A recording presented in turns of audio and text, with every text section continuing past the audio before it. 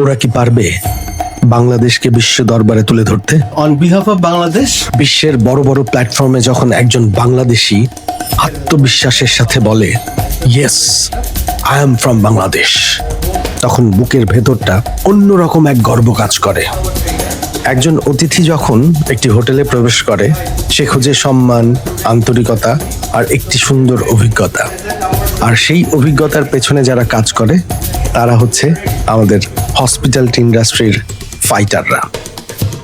প্রতিদিন আমি শুধু ক্লাস নেই না, আমি এমন কিছু তরুণকে তৈরি করার চেষ্টা করি যারা একদিন আন্তর্জাতিক পর্যায়ে দাঁড়িয়ে বলবে বাংলাদেশও পারে।